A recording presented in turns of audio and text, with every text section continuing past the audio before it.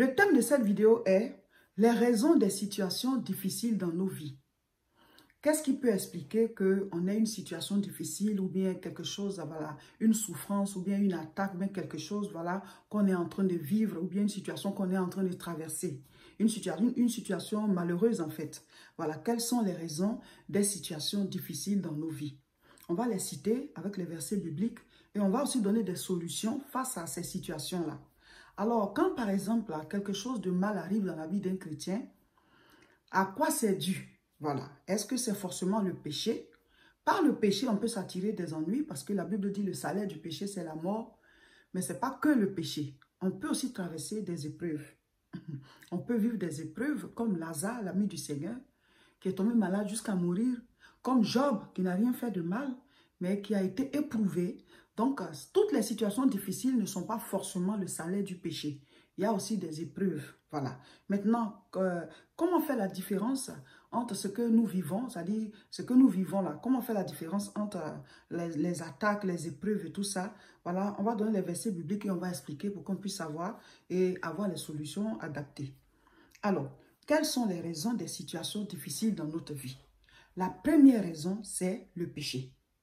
Le péché attire des ennuis. Le péché attire le malheur.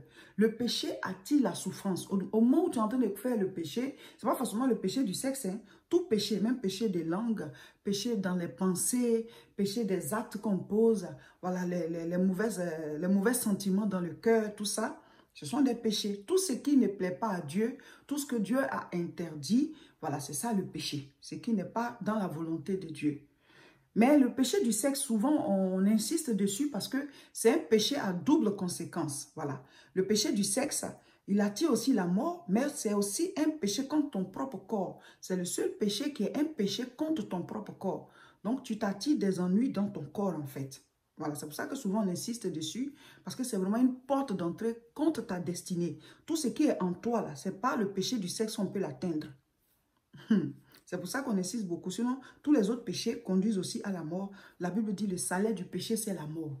Mais ce n'est pas que dès que tu pêches, tu tombes raide mort. Quand Adam et Ève ont péché, ils ne sont pas tombés raide mort. Voilà, mais la Bible dit, s'ils pêchent, ils allaient mourir. C'est ce que Dieu a dit, si vous péchez, vous allez mourir. Donc, soit Dieu est un menteur, ou alors ils étaient morts. Mais ils étaient vivants, mais ils étaient morts. Donc, il y a des choses qui meurent, en fait, chaque fois qu'on pêche. Il y a des choses qu'on perd, il y a des malédictions qui s'installent, il y a des portes qui s'ouvrent sur le côté négatif et on ne les voit peut-être pas, mais après on les constate malheureusement. Donc le péché, voilà, ça peut être quelque chose pour un temps qui te plaît bien, tu le fais, mais les conséquences après, ça décourage, ça détruit, ça tue, ça abat, ça anéantit. C'est pour ça que chaque fois qu'on doit poser un acte, on doit se demander, et après? Le après, là, quand tu penses à ça, ça peut t'amener à ne plus poser l'acte. Parce qu'au début, je vais en profiter pour un temps. Ou alors, quand c'est le péché du sexe, je vis le plaisir là pour un temps. Mais et après? Et après? Le goût est très amer après. Donc, quand on pense à après, ça peut nous éviter de faire certaines choses. Donc, la première raison qui attire des situations difficiles dans nos vies, c'est le péché. Et je vais lire. Romains chapitre 6, verset 23. Car le salaire du péché, c'est la mort. Mais le don gratuit de Dieu, c'est la vie éternelle en Jésus-Christ, notre Seigneur. On va aussi lire Romains chapitre 3 et le verset 23 encore. Romains 3, verset 23 dit quoi? Car tous ont péché et sont privés de la gloire de Dieu. Verset 24. Et ils sont gratuitement justifiés par sa grâce, par le moyen de la rédemption qui est en Jésus-Christ. Amen. Donc, la Bible dit que le salaire du péché, c'est la mort. On est en train de voir les différentes causes, les différentes raisons qui peuvent expliquer les situations difficiles dans nos vies. Voilà. La première raison, ça peut être le péché. Si tu vis dans le péché, la Bible dit que le salaire du péché, c'est la mort. Donc, ça peut t'attirer la mort, pas forcément la mort physique, mais la mort des différents domaines de ta vie, la mort de ta santé, la mort de tes finances, la mort voilà, d'un organe sur toi, il y a telle chose qui ne fonctionne plus bien, il faut chaque fois voilà, aller à l'hôpital pour ça, la mort de ta relation amoureuse, la mort peut-être de ton travail, de ton diplôme, tu aurais pu avoir tel diplôme, telle promotion, tu l'as perdu à cause d'un péché entre-temps, parce que l'ennemi il continue de nous poursuivre. La Bible dit de veiller et prier parce que notre ennemi, le diable, il rôde cherchant qui dévorer. Donc toi quand il pousse un peu ta porte que c'est ouvert, il va rentrer. La porte ouverte là, c'est le péché. Voilà. Donc le salaire du péché, c'est la mort. Quelqu'un qui a commis un péché grave peut s'attirer de graves ennuis. Voilà, parce que aussi les conséquences en fonction aussi des péchés commis. Hein. Voilà, il y a certains péchés qui vraiment délogent de gros démons. Voilà, donc le salaire du péché, c'est la mort. La première cause des situations difficiles dans nos vies, ça peut être le péché. Donc, quand tu vois qu'il y a des problèmes dans ta vie, commence à te repentir, demande pardon à Dieu, voilà, pour ce que tu viens de faire ou bien ce que tu as fait qui a peut-être pu attirer tel ou tel malheur dans ta vie. Mais je ne dis pas que tout est causé par le péché. Hein. Je vais citer les autres raisons. Mais la première raison, déjà, c'est le péché. C'est-à-dire que déjà, il faut commencer à te demander qu'est-ce que j'ai commis, qu'est-ce que j'ai fait, quel acte j'ai posé, quelle parole, et tu te répands pour ça. Et s'il y a quelqu'un à qui il faut demander pardon aussi à la personne. Parce que souvent, Dieu nous pardonne, mais on oublie que le mal a été fait à quelqu'un. Ça a été fait par nous à quelqu'un. Donc, cette personne-là doit aussi nous pardonner. Parce que la Bible dit, quand tu présentes ton offrande, quand tu te souviens là, qu'il y a quelqu'un qui a quelque chose contre toi, tu dois laisser ton offrande, aller te réconcilier et revenir présenter l'offrande. L'offrande, ça peut être la prière, ça peut être quelque chose que tu demandes à Dieu, et ça peut même être ton offrande aussi. Amen. Donc, quand on se souvient que, là, c'est nous qui avons déconné, il faut apprendre à demander pardon. Même dans le couple, souvent, on choque l'autre et on s'en fout, on évolue. Non, il faut demander pardon parce que tant qu'un cœur gémit contre toi, ben, ça peut te fermer beaucoup de portes. Ça peut te fermer beaucoup de portes et ça peut t'attirer des ennuis, des attaques, des démons et tout ça qui peuvent te poursuivre pour ça. Amen. Donc, voici la première raison. La deuxième raison, voilà, on a donné la première raison et on a donné la solution, c'est de te repentir. Demande pardon à Dieu, prie, et s'il y a quelqu'un à qui il faut demander pardon, tu demandes pardon. Amen. La deuxième raison qui peut attirer les situations difficiles dans nos vies, ce sont les attaques. C'est-à-dire, ce n'est pas que tu as péché, hein, mais le diable vient t'attaquer. Le diable vient attaquer. C'est le cas, par exemple, des disciples. Quand ils étaient dans la barque avec le Seigneur Jésus-Christ, ils étaient en train de traverser l'eau. Ce n'est pas qu'ils ont péché, ce n'est pas qu'ils ont fait quelque chose. Mais le diable a commencé à soulever l'eau là. Il y a eu une tempête. Et ce n'était pas une tempête simple. Parce que quand tu lis la suite, tu te rends compte que c'est parce qu'il partait délivrer le fou de Gadara. Il y avait un monsieur là-bas qui était malade, qui souffrait. Il y avait une légion de démons en lui. Donc quand ils ont vu Jésus venir de loin, ils disent, celui-là va nous chasser ici. Donc ils ont commencé à soulever l'eau là. Ils ont commencé à soulever l'eau là pour créer voilà, des choses, une tempête sur l'eau parce qu'ils se disaient qu'ils allaient engloutir voilà, la pirogue et puis Jésus avec les disciples allaient mourir ensemble là-bas. Mais chacun connaît son chef. La puissance qui était là-bas était plus forte que eux. Donc, ils ne voulaient pas que ça vienne vers eux. Voilà. Les démons peuvent agir aussi sur les situations de la nature. Parce qu'ils ont été précipités du ciel, ils sont sur la terre ici. Mais nous, on nous a donné aussi le pouvoir pour les chasser. Donc, si tu ne les chasses pas, là, eux, ils se baladent, ils te créent des ennuis. Donc, les situations difficiles peuvent arriver dans ta vie, pas forcément parce que tu as péché, mais parce qu'une tempête se lève. Et ça, c'est une attaque. Et en ce moment, qu'est-ce qu'il faut faire? C'est de redoubler dans la prière. Qu'est-ce qu'ils ont fait? Ils ont réveillé Jésus. On va lire. Matthieu chapitre 8, à partir du verset 23. Il monta dans la barque et ses disciples le suivirent. Et voici, il se leva sur la mer une si grande tempête que la barque était couverte par les flots. Et lui, il dormait. Je lis maintenant verset 25. Les disciples s'étant approchés le réveillèrent et dirent, « Seigneur, sauve, nous périssons. » Ça, c'est nous, ça. On cède à la panique. Eh, Seigneur, aide-nous. Et verset 26, il leur dit, « Pourquoi avez-vous eu peur, gens de peu de foi? » Alors il se leva, menaça les vents et la mer, et il eut un grand calme. Ces hommes furent saisis d'étonnement. « Quel est celui-ci? » disait-il, « à qui obéissent même les vents et la mer. » Donc quand Jésus a fini de calmer la tempête, là, ils se sont mis dans un coin, ils étaient en train de le regarder. Lui, c'est qui encore? Même le vent, puis la tempête, là, lui, il a calmé ça. Il a calmé la mer. Lui, c'est qui? Vous voyez, donc Jésus, peut-être il est retourné se coucher, les gars sont en train de le regarder de loin. Tout ça, ça nous arrive aussi. Alléluia. Donc, je dis que la deuxième raison qui peut amener des situations difficiles dans nos vies, ce n'est pas que tu as péché, mais ça peut être des attaques. L'ennemi peut attaquer ta maison. L'ennemi peut attaquer ta vie. L'ennemi peut attaquer ta santé. L'ennemi peut t'attaquer. Jésus a dit quoi aux disciples? Il dit, pourquoi avez-vous eu peur? Il n'a pas dit pourquoi il y a eu la tempête. Ça veut dire qu'il peut y avoir des tempêtes. Tu peux avoir des situations difficiles qui arrivent. Ce n'est pas parce que tu as péché forcément, mais c'est le diable qui décide de t'attaquer. Ils étaient dans la barque, ce n'est pas qu'ils ont péché. Ce n'est pas qu'avant de monter dans la barque, ils ont péché. Ils étaient même avec Jésus. Mais qu'est-ce qui a attiré ça?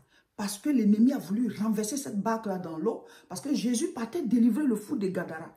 Et quand les gens sont dans les ténèbres, quand la lumière arrive, ils voient ça de loin. Donc les démons qui étaient dans la vie du fou de Gadara, là, ils ont commencé à souffler l'eau sur l'eau là, pour qu'il y ait, voilà, que la barque se renverse. Parce que Jésus venait les chasser de leur maison. Ils étaient dans la vie du monsieur, ils étaient dans sa vie, et la vie du monsieur était comme leur maison. La Bible dit, nous sommes le temple du Saint-Esprit. Donc, les démons, là, ils veulent prendre la place du Saint-Esprit en nous. Donc, quand tu n'as pas accepté Jésus, la place où le Saint-Esprit devait être là, c'est vide. Donc, ils viennent habiter là-bas. Donc, tu es possédé. C'était le cas du monsieur. Donc, c'est pour ça que la tempête s'est levée. Mais le Seigneur a dit, pourquoi ils ont eu peur? Quand j'ai lu ça, Dieu m'a dit, il y aura des tempêtes dans vos vies. Mais ce de quoi Dieu s'inquiète, c'est votre réaction en face de la tempête. Jésus a dit, gens de peu de foi. Ça veut dire qu'ils avaient un peu de foi quand même. Mais ah là là, ça a dépassé leur foi. Hein. Nous aussi souvent, on arrive devant des situations qui dépassent notre foi. Mais quand c'est comme ça, on doit prier. N'arrêtez pas de prier. Réveillez le Seigneur. Il a la puissance qui va avec chaque épreuve de votre vie. Ne baissez pas les bras. Même si vous êtes en train de crier de peur, oh nous périssons, réveillez-le quand même. Même si vous êtes en train de pleurer, réveillez-le quand même. Mes frères, mes soeurs, on n'a que lui. Jésus a vaincu la mort. Il n'y a pas plus puissant que cette puissance qui est en lui, sur cette terre. Donc, quel que soit ce que tu vis, réveille le Seigneur. Pas qu'il dort, mais il faut qu'il soit actif dans ta vie. C'est ça, réveiller Jésus. Amen. Donc, voici la deuxième raison qui peut permettre des situations difficiles dans notre vie. La première, c'est le péché. Il y a des gens, ce n'est pas qu'ils sont attaqués. Hein. C'est le salaire du péché qui les poursuit. D'autres, ce n'est pas qu'ils ont péché, mais ils sont attaqués. Voici la deuxième raison. La troisième raison, c'est le manque de maturité spirituelle. C'est-à-dire quoi? Il y a des situations qui peuvent arriver dans la vie de quelqu'un et qui n'arriveront pas dans la vie d'un plus âgé spirituellement. Plus âgé spirituellement, plus mature spirituellement, ce n'est pas selon l'âge physique. Hein. Deux personnes peuvent être nées dans le Seigneur, ils n'ont pas le même âge. Et le plus âgé, toi, tu vas penser qu'il est plus assis spirituellement. Non, ça peut être l'autre qui est plus assis spirituellement. Ça dépend de la révélation que chacun a de Dieu. Et la révélation vient de quoi? De notre relation avec le Seigneur. Si celui-ci prie beaucoup, il lit beaucoup la Bible, il écoute beaucoup les enseignements, son muscle spirituel se développe. Le gars, il grandit spirituellement, ou bien la fille, elle grandit spirituellement. Et l'autre, s'il n'entretient pas sa foi, il peut être plus âgé, mais spirituellement parlant, celui-ci est plus mature. Et la maturité, on l'observe face aux épreuves, face aux situations qui viennent vous attaquer. Dans le cas de Jésus qui était dans la barque, quand il y a eu la tempête, les autres ont cédé à la panique, ils étaient en train de crier. Jésus, non seulement il dormait, pour dire qu'il est tellement à l'aise que ça, c'est rien. Et quand il s'est réveillé, il a calmé la tempête. Puis il a dit, pourquoi vous avez eu peur? Donc, ça veut dire qu'on peut avoir des tempêtes, on peut avoir des épreuves. Mais notre réaction face à ça, c'est ça qui fait la différence par rapport à la maturité spirituelle. Donc, la troisième raison que je suis en train de citer pour dire que ça peut t'attirer aussi des situations difficiles, c'est le manque de maturité spirituelle. Il y a des niveaux spirituels que tu devais avoir déjà dépassés, mais tu es encore là-bas. Donc, ce qui attaque les gens de ce niveau continue de t'attaquer. Sinon, toi, tu devais déjà être au-dessus. Je vais lire. Galates chapitre 4 à partir du verset 1. Or, aussi longtemps que l'héritier est enfant, je dis qu'il ne diffère en rien d'un esclave, quoiqu'il soit le maître de tout. Mais il est sous des tuteurs et des administrateurs jusqu'au temps marqué par le Père. Nous aussi, de la même manière, lorsque nous étions enfants spirituellement, nous étions sous l'esclavage des principes élémentaires du monde. Donc, quand tu viens de te donner à Jésus, là, tu es enfant. Donc, ta foi, ton rayonnement, ta lumière, ta victoire, ta force spirituelle grandit au fur et à mesure que tu grandis spirituellement. Ce n'est pas l'âge physique. Hein. Au fur et à mesure que tu lis la Bible, au fur et à mesure que tu écoutes les enseignements, que tu écoutes la Bible audio, que tu mets la parole de Dieu en pratique, au fur et à mesure que tu pries, mais ton esprit étant connecté à Dieu, tu grandis spirituellement. Tu as une plus grande révélation de Dieu, tu as une révélation plus grande du Seigneur, tu as une communion plus grande. C'est comme ton muscle s'élargit spirituellement au niveau spirituel, tu commences à t'affermir, tu commences à voir qui est le Seigneur, tu as une révélation en fait du Seigneur au fur et à mesure. Donc toi, tu es en train de croître spirituellement. Vous comprenez? Donc, face aux situations, tu auras une réaction différente. Donc, il y a des gens, les situations difficiles de leur vie, là, c'est parce qu'ils sont petits spirituellement. Donc, ils n'ont pas la bonne réaction. Il y a quelque chose, ils posent un acte qui leur attire des ennuis. Donc, ils ont des attaques à cause de leur niveau spirituel. Ils devaient avoir dépassé ça. Mais quand normalement c'est ton niveau, puis tu as ce niveau, il y a la protection qui va avec. La manière dont la maman veille sur l'enfant, là, c'est pas comme ça qu'elle va veiller sur celui qui est déjà adolescent. Voilà. Donc, Quand tu viens d'accepter le Seigneur, ta protection va avec ton niveau spirituel. Mais quand tu rates des saisons de croissance et que tu n'as pas grandi, on voit que spirituellement, ton âge devait être à ce niveau et toi, tu n'es pas là-bas. Donc, ta protection a diminué par rapport à qui tu étais avant. Parce que plus tu en sais, plus ta protection diminue parce qu'il y a des choses que toi, tu dois faire que Dieu ne va plus faire.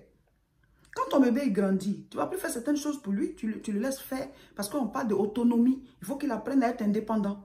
Jusqu'à un certain moment, il se débrouille dans la vie lui, il va à tel endroit seul. À un certain âge, tu ne vas pas te promener avec ton enfant, mais quand il était petit, tu étais avec lui tout le temps. Parce qu'il y a des choses déjà qu'il sait faire. Donc, il y a des gens, il y a certaines situations difficiles qui leur arrivent dans la vie parce qu'ils sont encore petits spirituellement. Ils devaient avoir dépassé ce niveau. Donc, ils sont attaqués parce qu'ils attaquent les païens. Ils sont attaqués parce que la Bible dit aussi longtemps que l'héritier demeure un enfant, il n'est pas différent de l'esclave. Donc, ce qui attaque les païens va t'attaquer. Parce que tu vis comme les païens vivent pendant que tu es chrétien. Les lois de la parole de Dieu, là, ça ne s'applique pas à ta vie. Pendant qu'on dit de faire, si toi, tu ne veux pas le faire, parce que toi, tu trouves que non, mais pourquoi on va le faire? Ça veut dire que tu es chrétien, mais tes pensées, ton raisonnement est encore selon le raisonnement du monde. Donc, ce qui leur arrive, c'est ce qui va t'arriver. Tu es dans ton couple, le Seigneur dit, voici comment on dirige son foyer. Toi, tu dis non, mais ce n'est pas comme ça. Donc, tu subis, voilà, les choses de ce monde parce que tu te comportes comme eux, tu diriges ton couple comme eux. Tes finances, la manière dont il faut les diriger, il faut diriger tes finances. Dieu te dit, prélève tes dîmes, tes offrandes. Mais comme tu n'es pas assis spirituellement, tu trouves que c'est une perte, tu trouves que tu es en train de perdre ton argent. Mais en fait, la loi du recevoir dans le monde spirituel, c'est le donner. La Bible dit, ce n'est pas ton argent qui va t'enrichir. Ce n'est même pas tes activités. Tes activités avec la main de Dieu derrière. C'est pour ça qu'il dit, c'est la bénédiction de l'Éternel qui enrichit. Et ça, il faut que tu aies la révélation de ça. Et que tu comprennes que c'est Dieu qui va te bénir. Donc, tout ce que tu fais là, tu dois prélever la part de Dieu pour que sa main t'accompagne dans tout ce que tu fais. Et donc, ton esprit n'étant pas adapté à cet enseignement, tu ne l'appliques pas. Donc, ce qui attaque les païens qui ne sont pas dans cette logique, qui ne sont pas dans cette loi spirituelle, ça va t'attaquer aussi parce que malgré que tu es chrétien, toi, tu n'appliques pas. Tu es petit spirituellement. Les lois de Dieu, là, tu te soumets pas à ça. Parce que tu n'as pas compris, tu n'as pas la révélation que le Seigneur, c'est le monde spirituel. Ce n'est pas le monde physique, ce n'est pas 1 plus 1 égale 2. Dieu, là, c'est 1 plus 1 égale 1. Voilà, les lois spirituelles sont différentes des lois physiques. Et comme tu es petit spirituellement, tu ne veux pas accepter ce que la Bible dit. Donc, tu subis ce que le monde subit. Donc, voici la troisième raison des attaques dans la vie des gens. Des situations difficiles plutôt dans la vie des gens. 1, ça peut être le péché. 2, ça peut être des attaques. 3, ça peut être le fait que la personne est encore petite spirituellement. Donc, elle subit ce que les esclaves subissent. La 4e raison, ça peut être les épreuves. Donc, le péché peut attirer des situations difficiles. Les attaques peuvent attirer des situations difficiles. Le manque de maturité spirituelle peut attirer des situations difficiles dans ta vie. Et 4e raison, les épreuves. Les épreuves, ce n'est pas parce que tu as péché. Ce n'est pas parce que le diable t'attaque. Non. Il y a des attaques qui peuvent venir, mais Dieu laisse faire en fait. C'est ça les épreuves. C'est pas que Dieu est méchant. Non. Il y a des épreuves que Dieu permet. Il y a des épreuves que Dieu permet. Pas qu'il veut te tuer, pas qu'il veut te faire du mal, pas que c'est un trait, pas qu'il laisse tomber. Mais les épreuves permettent de changer de classe. Il y a des choses, peut-être, quand tu vas vivre ça, tu seras beaucoup plus humble. Quand tu vas vivre ça, tu vas dépendre beaucoup plus de Dieu. Quand tu vas vivre ça, tu vas comprendre ce que ceux qui vivent ça vivent. Ce n'est pas que tu ne comprenais pas ou bien que non. Mais en fait, c'est comme l'or qu'on fait passer par le feu. Tu deviens plus pur dans ta relation, tu deviens plus pur dans ta communion avec Dieu. Tu dépends complètement de lui. Tu sais que ce n'est ni par la force, ce n'est pas par l'intelligence, ce n'est pas par ma prière, ce n'est pas par ma sainteté, ce n'est pas par mes efforts, c'est par sa grâce. Tout pour sa gloire. Donc il y a des épreuves qui viennent et qui, tu vois, ça fait sortir ce qui est en toi. Et tu te regardes toi-même, tu dis, yes, je suis rien. C'est par Dieu que je subsiste. Donc il y a des situations que Dieu peut permettre. Pas pour te faire du mal. Donc ça arrive. Ça t'éprouve, tu passes par un feu là. Et quand tu sors, tu dis yes. C'est l'Éternel qui est Dieu. On n'est rien, l'homme n'est rien. Et tu comprends beaucoup plus les autres. Tu acquiers une certaine sagesse, une certaine stabilité, une certaine foi. Où tu sais que quel que soit ce qui se passe, la main de Dieu est là. Ça ne dépend pas de toi, mais de lui. Et puis tu te laisses aller, tu te reposes sur lui. Je vais lire. Jean chapitre 9 à partir du verset 1. Jésus vit en passant un homme aveugle de naissance. Ses disciples lui posaient cette question. Rabbi, qui a péché? Cet homme ou ses parents? pour qu'il soit né aveugle. Verset 3. Jésus répondit, ce n'est pas que lui ou ses parents aient péché, mais c'est afin que les œuvres de Dieu soient manifestées en lui. Amen. C'est un mystère. C'est pas que Dieu est méchant. C'est pas que Dieu prend plaisir à notre souffrance. Pas que Dieu nous envoie des maladies juste pour que sa gloire se... Non. Mais ici, là, il y a une situation que Dieu voulait enseigner aux disciples. Parce que jusqu'ici, on sait que c'est le salaire du péché qui est la mort. C'est quand tu pêches que certaines choses t'arrivent. Donc le monsieur, il est aveugle et il est même né aveugle. Bon, il était dans le ventre de sa maman là. À quel moment il a péché pour être aveugle? Donc qui a péché finalement? Et si ce sont ses parents qui ont péché là, pourquoi c'est lui qui a pris la faute jusqu'à il est aveugle? Donc les disciples ne comprenaient pas. Mes frères, mes soeurs, dans la marche avec Dieu, il y a des niveaux où tu arrives. Ce n'est pas que tu as péché. Ce n'est pas aussi une attaque. Ce sont des situations juste pour la gloire de Dieu. Parce qu'on est comme la terre entre les mains de Dieu. Le pot ne peut pas dire au potier, pourquoi tu me donnes cette forme? Donc il y a des choses qui peuvent t'arriver. Tu cherches, tu sais que ce n'est pas le péché. Tu sais aussi que tu pries, ce n'est pas attaque. Et tu dis, à Dieu la gloire. Parce qu'il a répondu ici, c'est pour que la gloire de Dieu se manifeste à travers la vie de ce monsieur. Et Jésus a ouvert les yeux de l'aveugle. Il l'a ouvert et regardez. Je lis à partir du verset 6. Jean 9, verset 6. Écoutez bien. Après avoir dit cela, il cracha à terre et fit de la boue avec sa salive. Puis, il appliqua cette boue sur les yeux de l'aveugle. Tu vas lire ce passage toute ta vie, tu ne vas pas comprendre. Mais moi, j'ai posé la question au Seigneur. Il dit, mais Jésus, toi, tu dis qu'on n'a qu'à prier en ton nom. Mais l'aveugle né, là, lui, il est né aveugle. Pourquoi tu as pris le sable, la boue, tu as mis ta salive et puis tu as mis sur ses yeux? Et Dieu m'a dit, je ne vous dis pas de faire pareil. À vous, j'ai dit, voici les miracles qui accompagneront ceux qui auront cru. En mon nom, ils imposeront les mains aux malades. Donc pour vous, là, c'est imposer la main. C'est ce que je vous ai donné, vous. Mais lui, qu'est-ce que je venais de faire? Le Seigneur m'a dit, il est né aveugle. Ça veut dire quoi? Spirituellement parlant, Dieu n'avait pas permis des yeux. Il n'avait pas mis des yeux. Spirituellement parlant, le Seigneur n'avait pas fait ses yeux. Et comme la Bible dit que nous sommes faits à partir de la poussière. On est fait de la boue là. La poussière, quand tu mets l'eau là, ça devient la boue. Alléluia. Ça veut dire quand tu poses question à Dieu là, il va te répondre. Donc le Seigneur me dit, je venais de fabriquer ses yeux comme ça. Il a pris. Quand la salive, ça veut dire quoi? Sa parole. Ça sort de Dieu. Ce n'est pas la parole. Dieu dit, faisons l'homme à notre image.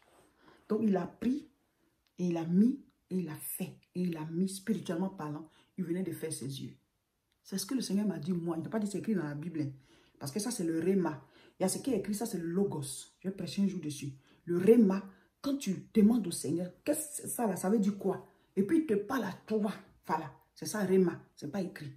Je ne dis pas que vous allez aller dire que mon ancien a dit ceci. Il dit Dieu m'a dit ça pour que je puisse comprendre.